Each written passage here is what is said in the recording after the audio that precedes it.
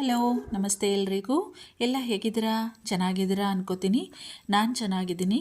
ಎಲ್ಲರಿಗೂ ನನ್ನ ಕಾರ್ಯಕ್ರಮವಾದ ಕಥಾಸರಣಿ ರಾಗಸುತಿ ಜೊತೆ ಕಾರ್ಯಕ್ರಮಕ್ಕೆ ಆತ್ಮೀಯ ಸ್ವಾಗತ.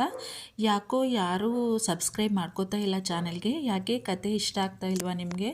ಪ್ಲೀಸ್ ಹಾಗೇನಾದರೂ ಇದ್ದರೆ ಹೇಳಿ. ಕತೆ ಹೇಳೋದನ್ನು ನಿಲ್ಲಿಸ್ಬಿಡ್ತೀನಿ ನಾನು. ಹೀಗೆ ಆದರೆ ನನಗೆ ಚಾನೆಲ್ ನಡೆಸೋದು ತುಂಬ ಕಷ್ಟ ಆಗುತ್ತೆ. ಪ್ಲೀಸ್ ನೋಡ್ತಾ ಇರೋರು ಎಲ್ಲರೂ ತಪ್ಪದೆ ಸಬ್ಸ್ಕ್ರೈಬ್ ಮಾಡ್ಕೊಳ್ಳಿ. ನನಗೆ ಈ ಕತೆ ಹೇಳೋಕ್ಕೂ ಉತ್ಸಾಹನೇ ಬರ್ತಾ ಇಲ್ಲ. ಯಾಕೆ ಹೇಳಿ, ನೀವು ಏನೂ ಇದ್ದೇ ಇಲ್ಲ, ಸಬ್ಸ್ಕ್ರಿಪ್ಷನ್ನೇ ಇಲ್ಲ ಅಂದರೆ ಹೆಂಗೆ ತಾನೇ ನಾನು ಹೇಳೋಕ್ಕಾಗುತ್ತೆ ಅಲ್ವಾ? ಪ್ಲೀಸ್ ಎಲ್ಲರೂ ತಪ್ಪದೆ ಸಬ್ಸ್ಕ್ರೈಬ್ ಮಾಡ್ಕೊಳ್ಳಿ. ಇದು ನನ್ನ ಎರಡನೇ ಕಥೆ, ನನಗಾಗಿ ಬಂದ ಕಥೆಯ ಮುಂದುವರೆದ ಭಾಗ. ಅವನಿಂದ ತಪ್ಪಿಸಿಕೊಂಡು ತಲೆ ತಗ್ಗಿಸಿ ಸುಮ್ಮನೆ ಅಜ್ಜಿಯ ರೂಮಿಗೆ ಹೋಗಲು ನೋಡಿದ್ದಳು ವಿಶಾಖ.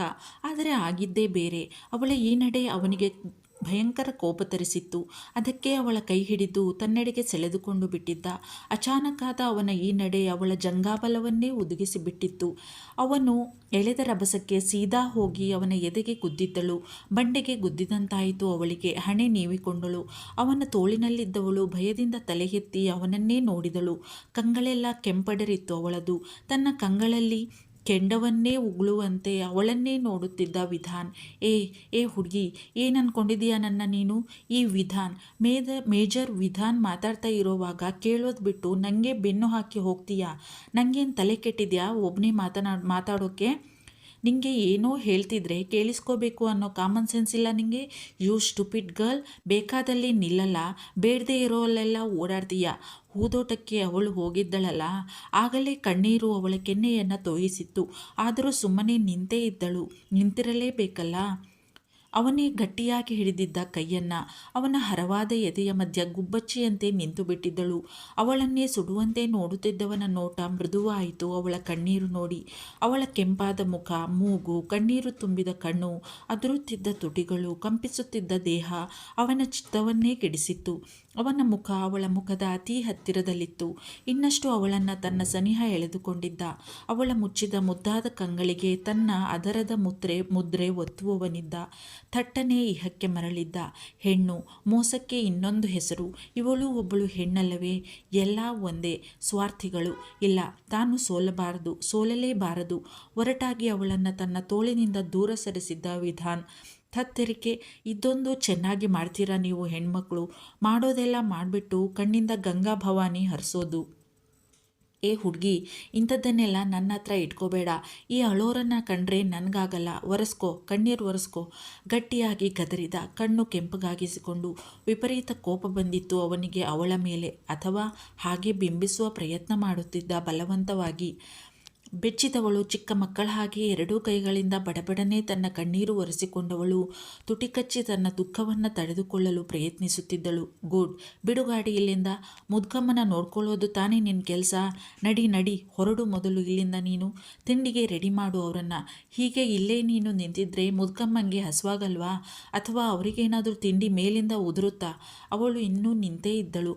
ಮತ್ತೆ ತಾನೆಲ್ಲಾದರೂ ಅಲುಗಾಡಿದರೆ, ಏನಾದರೂ ಮಾಡಿದರೆ ತನಗೆ ಎಂಬ ಭಯ ಅವಳಿಗೆ. ಏನು ಹಿಂಗೆ ನಿಂತಿದೀಯಾ ಗರ ಬಡ್ದೋರಂಗೆ? ನಾನು ಹೇಳಿದ್ದು ಅರ್ಥ ಆಯ್ತಾ?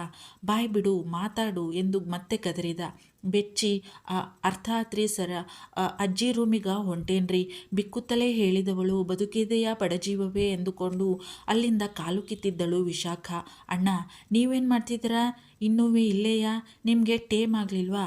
ಎಸ್ಟೇಟ್ಗೆ, ಫ್ಯಾಕ್ಟ್ರಿಗೆ ಎರಡೂ ಕಡೆ ಹೋಗ್ಬೇಕಲ್ಲ ಇವತ್ತು. ಗೋಪಿ ಮೇಲೆ ಬಂದಿದ್ದ. ಅವಳು ಹೋದ ದಾರಿಯನ್ನೇ ನೋಡುತ್ತಿದ್ದವನು ಗೋಪಿಯ ಮಾತಿನಿಂದ ಎಚ್ಚೆತ್ತಿದ್ದ. ಹೌದಲ್ವೇನೋ ಗೋಪಿ, ಮರ್ತೇ ಬಿಟ್ಟಿದ್ನಲ್ಲೋ. ಥತ್ತೆರಿಕೆ. ಈ ಹುಡುಗಿಯಿಂದ ನಾನು ಹುಚ್ಚ ಆಗದಿದ್ರೆ ಸಾಕಾಗಿದೆ ಎಂದು ಗೊಣಗಿದ ವಿಧಾನ್. ಈ ಹೊಕ್ಕ ಎಲ್ಲೋದ್ರೂ? ಅಜ್ಜಮ್ಮನ ತಿಂಡಿಗೆ ರೆಡಿ ಮಾಡಿ ಅಂದಿದ್ದೆ ಆವಾಗಲೇಯ.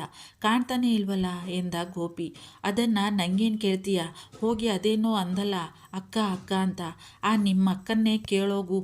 ಮಾಡೋ ಕೆಲಸ ಅಂದ್ಬಿಟ್ಟು ಬೇರೆದನ್ನೆಲ್ಲ ಮಾಡ್ತಾಳೆ ನಿಮ್ಮ ಅಕ್ಕ. ಎಲ್ಲಿ ಮರ ಹತ್ತೋಕ್ಕೋಗಿದ್ಯೋ ಹೋಗಿ ನೋಡು ಎಂದು ಇವನ ಮೇಲೂ ಸಿಡಿದ ವಿಧಾನ್. ಇದೆಯಾ ಕಣ, ನಾನೇ ನಂದೆ ಅಂತವ ನಂತಾವು ಹಿಂಗೆ ಗುರ್ರಂತಿದೆಯಾ ನೀನು? ನನ್ನ ಪಾಡಿಗೆ ನಾನು ಹೇಳ್ಕೊತಿದ್ದೆ ಅಷ್ಟೇಯ. ನಿಂಗೆ ಕೇಳಿದ್ದಲ್ಲ ಅದು. ನನಗೇನು ಜೀವದ ಮೇಲೆ ಆಸೆ ಇಲ್ಲ ಅಂದ್ಕೊಂಡ? ಹುಡುಗಿರ ವಿಷಯನ ನಿಂತಾವು ಕೇಳೋಕ್ಕೆ ಸಣ್ಣಗೆ ಗೊಣಗಿದ. ಯಾಕೋ ಗೋಪಿ, ಹೇಳೋದನ್ನು ನನಗೂ ಹೇಳೋ ಹಂಗೆ ಕೇಳೋ ಹಂಗೆ ಹೇಳು, ಕೋಪ ಬರ್ಸ್ಬೇಡ ನನಗೆ. ಕೋಪ ಬರ್ಸೋದು ಬೇರೆ ಆಯ್ತಾ ನಿಮಗೆ? ಅದ್ಯಾವಾಗಲೂ ಇರೋದೇ ಅಲ್ವಾ ಎಂದು ಗೊಣಗಿದ ಮತ್ತೆ ಗೋಪಿ. ಏನೋದು? ಏನಿಲ್ಲ ಅಣ್ಣು, ನಾನೋಗಿ ನೋಡ್ತೀನಿ ಅಂದೆ ಅಷ್ಟೇಯ. ನೀವು ಬನ್ನಿ, ತಿಂಡಿ ರೆಡಿ ಐತೆ ಎಂದು ಸರಿದು ಹೋದ ಗೋಪಿ. ಇವಳ ಬರುವನ್ನೇ ಎದುರು ನೋಡುತ್ತಿದ್ದರು ಭವಾನಮ್ಮ. ನೋಡಲು ಗಟ್ಟಿಮುಟ್ಟಾಗಿಯೇ ಕಾಣಿಸುತ್ತಿದ್ದರೂ ವಯಸ್ಸಿನ ಕಾರಣದಿಂದ ಅವರು ತಾವೊಬ್ಬರೇ ಯಾವ ಕೆಲಸಗಳನ್ನೂ ಮಾಡುತ್ತಿರಲಿಲ್ಲ. ಎಲ್ಲಿಯಾದರೂ ಈ ವಯಸ್ಸಿನಲ್ಲಿ ಬಿದ್ದು ಏಟಾದರೆ ಜೀವನ ನರಕವಾಗಿ ಬಿಡಬಹುದು. ಒಬ್ಬರು ಕೈ ಹಿಡಿದುಕೊಂಡರೆ ತಮ್ಮ ಕೆಲಸಗಳನ್ನು ತಾವೇ ಮಾಡಿಕೊಳ್ಳುತ್ತಿದ್ದರು. ರಾತ್ರಿ ಅವರು ಬಾತ್ರೂಮ್ಗೆ ಹೋಗದಿರುವಂತೆ ಅವರು ಮಲಗಿದ್ದಲ್ಲಿಯೇ ವ್ಯವಸ್ಥೆ ಮಾಡಿದ್ದ ಖುದ್ದು ವಿಧಾನ್. ಅವನಿಗೆ ವಿಪರೀತ ಕಾಳಜಿ, ಪ್ರೀತಿ ತನ್ನ ಅಜ್ಜಿ ಎಂದರೆ. ಆದರೆ ಬೆಳಕು ಹರಿದ ನಂತರ ಬಾತ್ರೂಮ್ಗೆ ಹೋಗಬೇಕಿತ್ತು ಭವಾನಮ್ಮನವರಿಗೆ. ಅಲ್ಲಿಯೇ ಎಲ್ಲ ಪೂರೈಸಲು ಇಷ್ಟವಾಗುತ್ತಿರಲಿಲ್ಲ ಅವರಿಗೆ.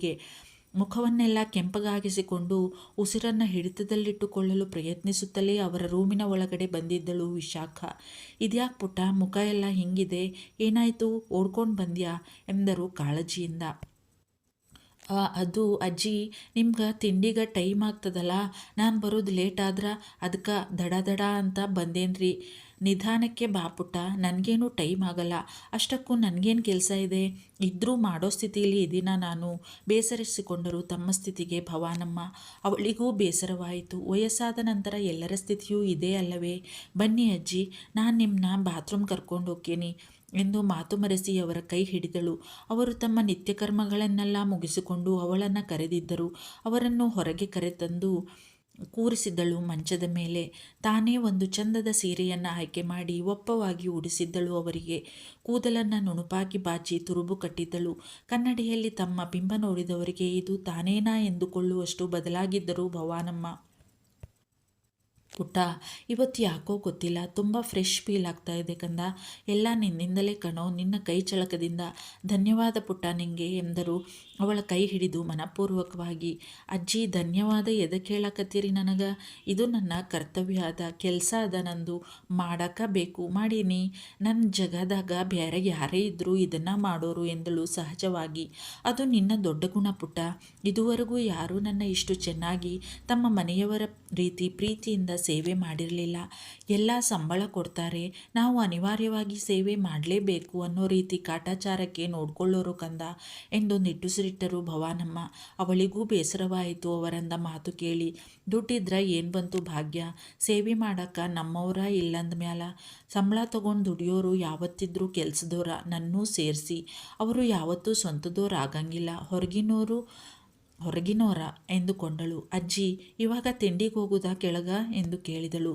ಅವಳ ಮುಖವನ್ನೇ ನೋಡಿ ಕಣ್ಣು ತುಂಬಿಕೊಂಡರು ಭವಾನಮ್ಮ. ನಾನೇನಾರ ತಪ್ಪಾಗಿ ಕೇಳಿದ್ನೇನ್ರಿ ಅಜ್ಜಿ? ಎದಕ್ಕಳಕತ್ತೀರಿ?